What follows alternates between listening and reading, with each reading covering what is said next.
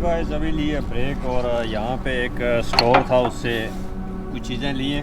भूख लगी थी खाने के लिए, एक सैंडविच लिया और एक योगर्ट लिया, दही और एक पान, क्योंकि शाम को हमारे पास टाइम नहीं होगा। वहाँ पे पहुँच के लेट पहुँचूँगा मैं, 6 साढ़े 6 पहुँचूँगा, फिर कुकिंग नहीं करूँगा। मोबाइल की बैटरी भी चार्ज नहीं हो रही है, पता नहीं कोई इशू है या क्या वजह है। सुबह का लगाया हुआ है और 17% है। ये नो ये भी साथ छोड़ दे हमारा तो और मसला हो जाएगा। तो दोस्तों अभी एक सीन हुआ है सीन ये हुआ है कि एक एक्स्ट्रा फ़ोन था मेरे पास, तीसरा, ताकि एक फ्लॉप हो जाए तो दूसरा काम करे बैकअप प्लान के लिए।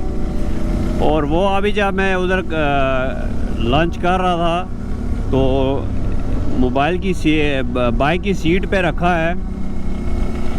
और एक मिनट यार, मुझे निकलना है यहाँ से, थोड़ा आगे चला जाता तो उसकी सीट पे पता नहीं रखा था या पीछे उसके साइड बॉक्स के ऊपर। और खाया पिया और वीडियो रिकॉर्ड की और मुझे उठाने की याद ही नहीं रही और फिर मैं चल पड़ा। तो जब मैं चल पड़ा और स्लिप हो के ज़ाहिर है उधर ही गिर गया फ़ौरन ही, क्योंकि वो इतनी देर तो होल्ड नहीं कर सकता। तो मैं 1 किलोमीटर भी दूर नहीं आया हूँगा, 3-4 गलियाँ नीचे आया हूँ। तो मुझे याद आ गया फ़ोन रखा था उठाने से, मुझे लगा वापस जाऊँगा वहीं मिलेगा, मगर नहीं। 2 मिनट में घूम के वापस गया हूँ, उतनी देर में किसी ने फ़ोन ही मेरा गायब कर दिया। और वहाँ पर वो लड़के लोग भी घूम रहे थे, 2-4 वो जो होते हैं यंग से टीनेजर ऐसे, वो साइकिलों पे और ये वो इस तरह की चीज़ें कर रहे थे। तो उन पे भी मुझे इतना शक नहीं है, मगर वो भी थे। और बाकी बुढ़े से भी थे, मगर वो भी शक्ल ही ऐसे मड़े से लग रहे थे। और उनमें से ना किसी ने वो फ़ोन उठा लिया।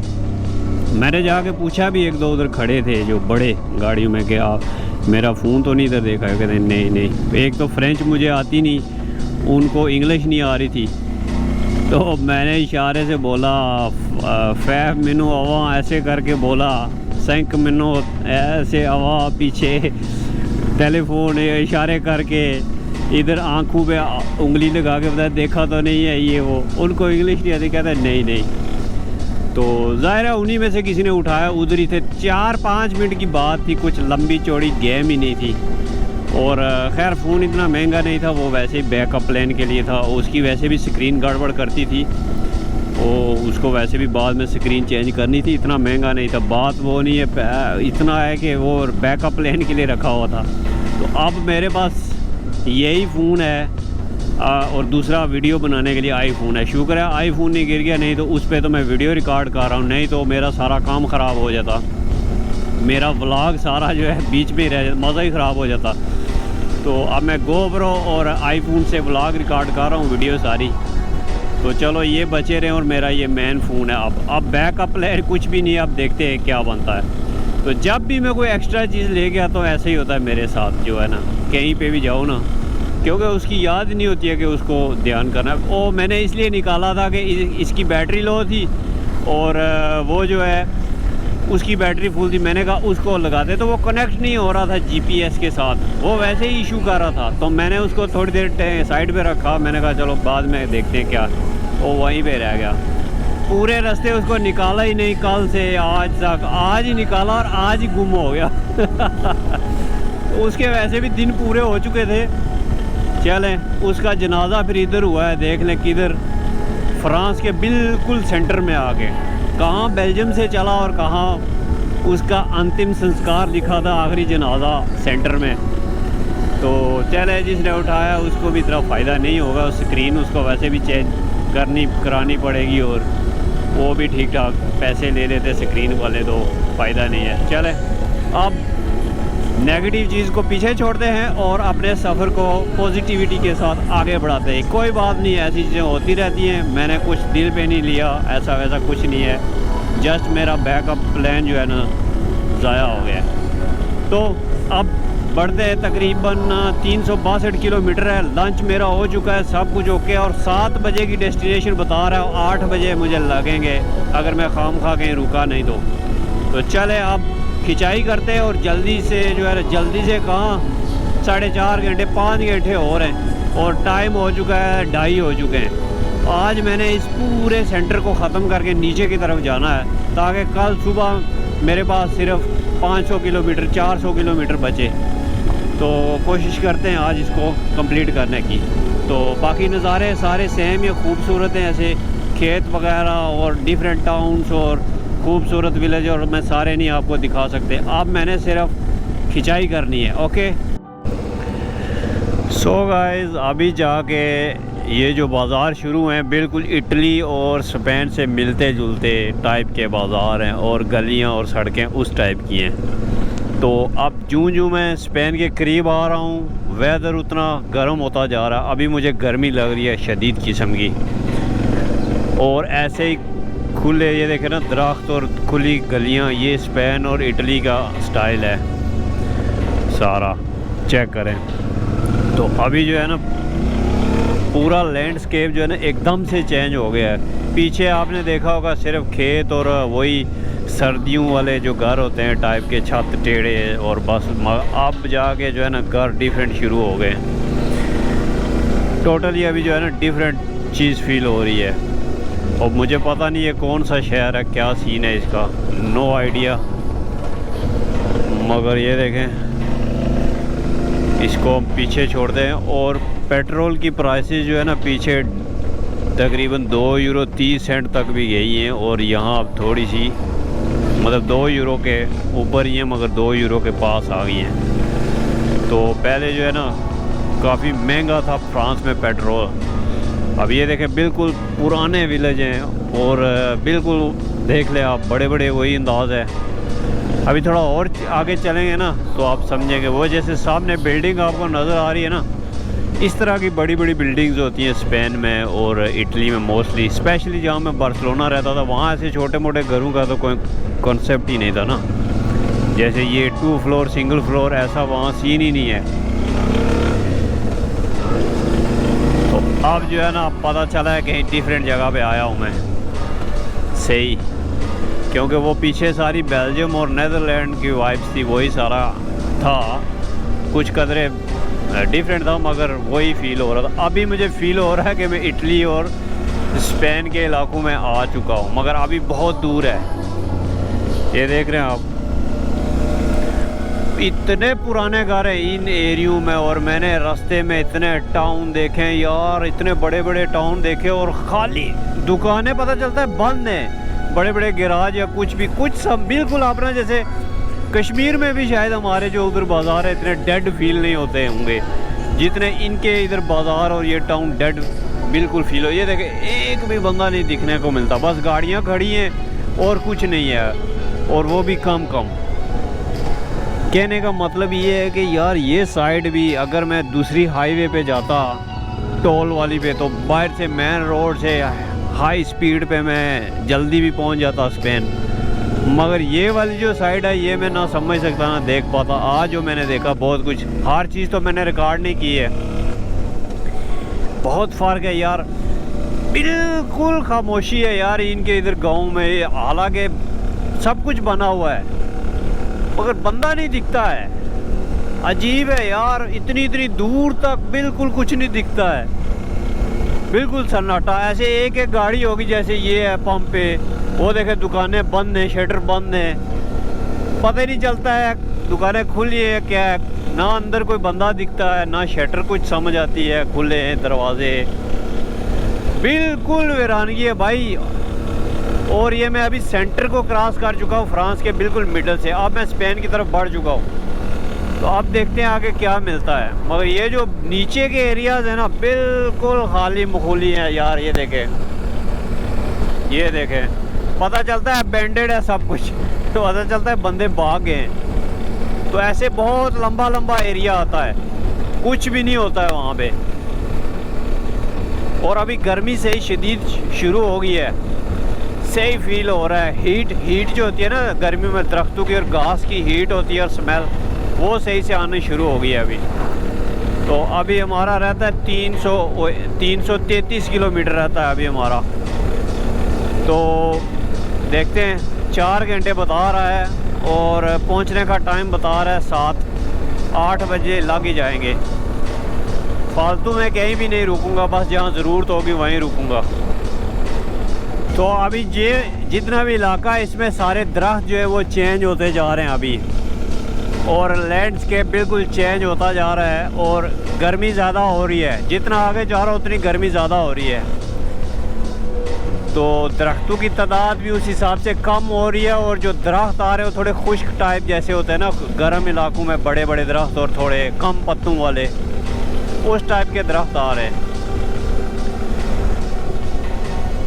और पहाड़ भी शुरू हो गए और पहाड़ी सिलसिला शुरू हो रहा है। और ये जो पहाड़ी सिलसिला है यही वो वाहिद सिलसिला है जो मुझे बहुत पसंद है। तो अब उसी सिलसिले की तरफ बढ़ रहे हैं। वो सामने देखे आप पहाड़ आ रहे हैं छोटे छोटे। तो स्पेन की तरफ जितना जाएंगे स्पेन के और बड़े पहाड़ हैं, ठीक है। सो अभी बिल्कुल फील हो रहा है कि हम किसी गर्म इलाके में एंटर हो चुके हैं। ठीक ठाक गर्मी है इधर। और अभी मैं चल रहा हूँ, हवा भी लग रही है, मैंने जिप भी खोली हुई है, फिर भी गर्मी लग रही है। और कल रात सर्दी की वजह से मैं सो भी नहीं सका। तो देखे कैसे 300 किलोमीटर के बाद कितना कुछ चेंज हो गया है। और इलाका जो है अब खुला खुला सा आ गया, ऐसे बिल्कुल खुला खुला, ऐसे इजी माहौल, कोई इतना ट्रैफिक रश नहीं, कुछ नहीं। और बहुत दूर दूर तक कोई 1-2 घर नज़र आते हैं या 2-3 घर नज़र आते हैं। फिर कोई एक टाउन आ जाता है छोटा सा, और बड़ा मज़ा आ रहा है यार। अब मैं बिल्कुल गाड़ी को भगा नहीं रहा हूँ, बाइक को। पहले मैं सोच रहा था बस खींच के पहुँचूँ, अब मैं बेशक लेट हो जाऊँ, 8 बजे 9 बजे कोई बात नहीं है। अब आराम से, ना भी कोई कैंप साइट मिली, बंद भी हुई, कहीं रात को कैंप कर लूँगा, टेंट लगा लूँगा कहीं साइड पे। सुबह अंधेरे में जल्दी उठना पड़ेगा, निकलना पड़ेगा। वाइल्ड कैंपिंग अलाउ नहीं है, इलीगल है।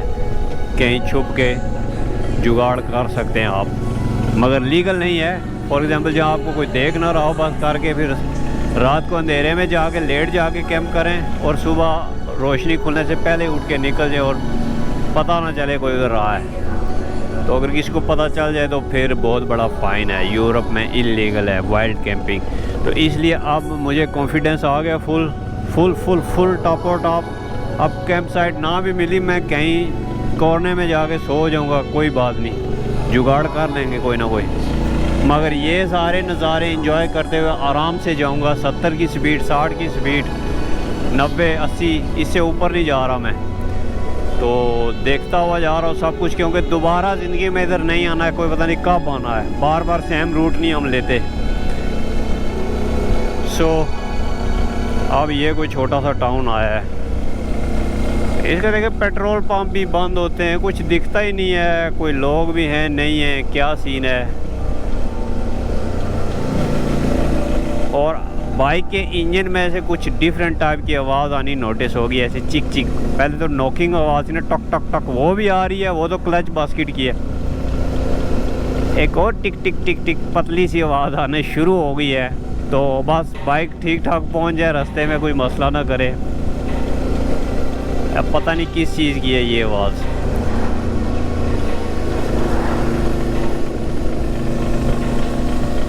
तो ये देखें, अब बिल्कुल घरों के अंदाज, डिज़ाइन, इनकी विंडोज़ चेक करें, सब चेंज हो गया है। और मैंने बहुत अच्छा किया है कि लंच कर लिया है। अब मैं भी फुल हूँ, बाइक भी फुल है, पेट्रोल सब कुछ ठीक है, अब कोई फ़िक्र की बात नहीं है। और एक्स्ट्रा खाना ले लिया, रखा हुआ है, तो पकाने की भी ज़रूरत नहीं है। अब जो है ना टेंशन फ्री हो के मैं चल रहा हूँ। ये देख रहे हैं बिल्कुल खाली, ये एक बंदा है कोई। हाँ जी, ये म्यूज़िक छोड़ा है विंडो में, ऐसे ही तो फील होता है। अब किधर जाना है? फ्रंट। ये देखे कितने बड़े बाज़ार हैं मगर खाली हैं। जाना फ्रंट है, जोन 30 है। ये किधर अंदर लेके जा रहा है? गलियों में बिल्कुल। ओ हो, ये चेक करें, ये चेक करें, विंडोज़ चेक करें, विंडोज़ ये आपको उधर नहीं मिलेंगे बेल्जियम नेदरलैंड में, ये वाली विंडोज़ ये आपको इटली स्पेन में मिलेगी। और ये फ्रांस ज़ाहिर है उस साइड पे लगता है, तो ये भी सेम ही है सब कुछ इनका। ये देखें चर्च वगैरह, बिल्कुल वही गलियां आ गई अब, स्पेन वाली गलियां, बार्सिलोना वाली गलियां ऐसे ही होता है उधर भी। ओह ये तो कोई बहुत हिस्टोरिकल टाउन है यार, बड़ी कमाल की यार बिल्डिंग्स हैं ये, वो अंदर गलियां पर देखे बंदे नहीं हैं। जो मैं बात पहले भी कह रहा था, आप नोटिस करें ये चीज़ें अब हाईवे पे नहीं हम देख सकते थे, ठीक है ना आप और ना मैं। ये देखें, चेक करें, बस चेक करें आप। और 30 जोन है, मैं 40 जा रहा हूँ। जुर्माने आपको पता नहीं कितने आएंगे। जब मैं इंजॉय कर रहा होता हूँ मैं स्पीड का बिल्कुल भूल जाता हूँ।